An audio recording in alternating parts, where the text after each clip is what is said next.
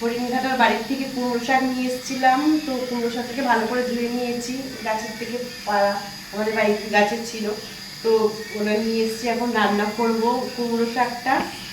এখানে এই যে বড়ি দিয়ে রান্না করব, বড়ি আর কেটে রাখা আলু, বেগুন যদি রান্না করব। ঠিক আছে, রান্না হয়ে গেলে পরে দেখাচ্ছি।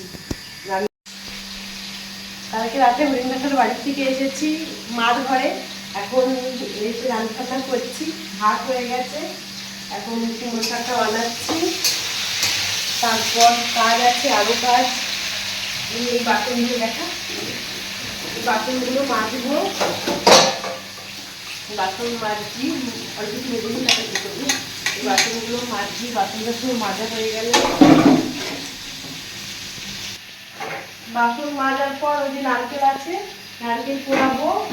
ওখানে টুসি বানানো রয়েছে, টুসিগুলো আমরাই সবাই মিলে বানিয়েছি। এই টুসিগুলো এখন বানাবো।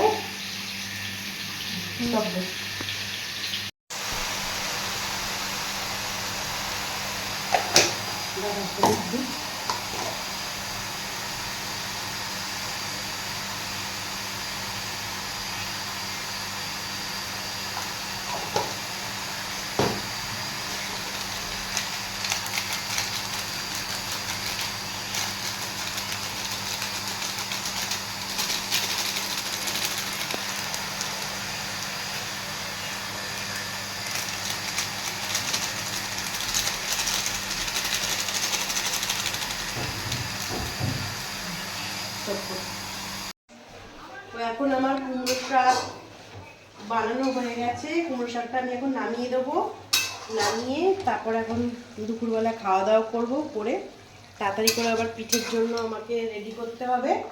যখন পিঠে বানাবো তখন আমার দেখাবো। রেডি করছি পিঠে বানানোর জন্য, রাতের জন্য। নারকেলটা ধোবো, নারকেলটা ধুয়ে পিঠে ফাটাবো। এই নারকেলটা ফাটাচ্ছি।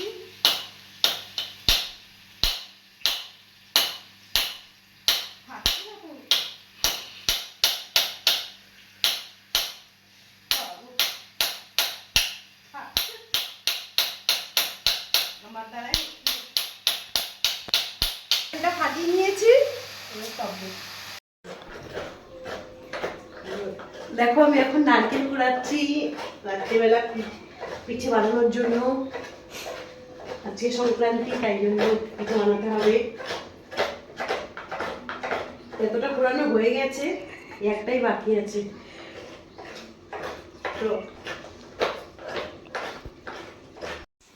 তো এ দেখো এখন আমরা পিঠে বানাচ্ছি। এখানে অনেকগুলো বানানো হয়ে গেছে, আরও বানাচ্ছি। আর ওখানে আটা মানে চালের গুঁড়ো মাখা হচ্ছে বানানোর জন্য। বুঝু তুই বানাচ্ছিস? ওখানে বলে দে, আমরা সবাই মিলে বানাচ্ছি, আমি একা বানাচ্ছি না। এখন পিঠে বানানো রেডি হচ্ছে,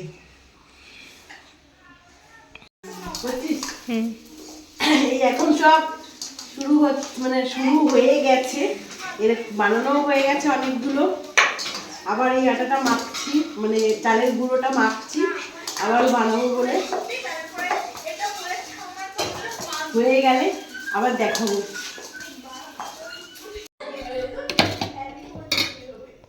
দেখো আমি এখন পাটিসাপটা বানাচ্ছি, এই ফার্স্ট দেখছি কেমন হয়।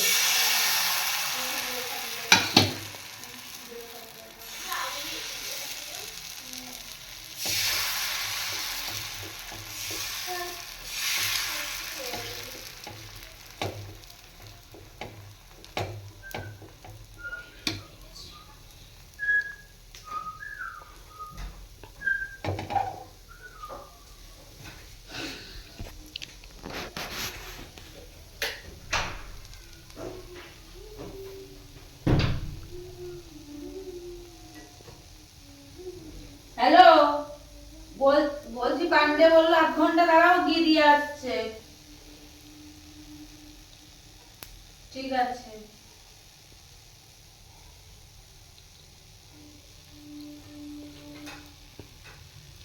নেটটা দিবি রে।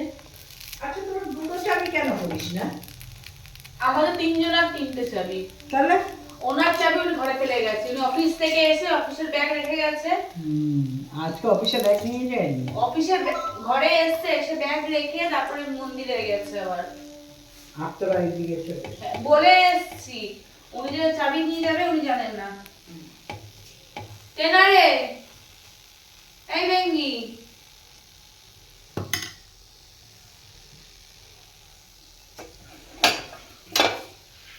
কোন মন্দিরে? এই যে আমাদের নিয়ে গেছিল ওইখানে। এই খা, হাত দিয়ে নিয়ে। খাচ্ছি একটু পরে, এখন মুখটা পুরো তিতো হয়ে গেল কেন আমি সেটাই ভাবছি। হ্যাঁ পুরো নিম পাতার থেকে ডেঞ্জারাস তিতো। ওই দুধ পচেই খেতে হয়েছে। কিন্তু পান্ডে তো আবার পান্ডে তো কখন খেয়েছে? পান্ডে সকালে খেয়েছি। সকালে ঠিক ছিল তাহলে। তাহলে এখনো আমাদের ঘরে এরকম বাটি রাখা আছে, রঞ্জিতাদের দেবে আর আমাদের নাচু আসবে তাই তো ওটা রাখা আছে। আমরা কেউ খাইনি, মাও খাইনি। আসেনি না সবে কালকে বানিয়েছি, ঠাকুরকে দিয়ে রেখে দিয়েছি যে রাত্রে আসলে সবাই মিলে একসঙ্গে খাবো। তাহলে তুই গরমটাই ঢুকিয়ে দিয়েছিস। কোথাও ঢুকাইনি, বাইরেই রাখা ছিল যদি যাবো। কারণ কি ফ্রিজে রাখি না, ওরকম ভাবে ঠাকুরকে দিই, ওটা ফ্রিজে রাখি না। এই দেখছো হয়ে গেছে, আমার পাটিসাপটা বানিয়ে নিয়েছি।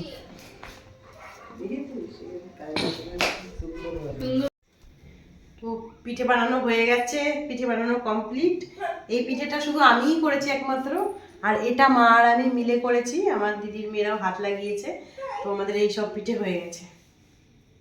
কুমড়ো শাক বানালাম দুপুরবেলা, এটা দিয়েও ভাত খাচ্ছে। কি রে কেমন হয়েছে বল বল, দেখছিস বল না, ওইটা দেখছি একবার বল, আর কি মারিস না। কুমড়ো শাকটা ভালো হয়েছে? আমার আর মিলে গেছে। ভালো হয়েছে বুলবুলি? হেভি হয়েছে। ঠিক আছে। হ্যাঁ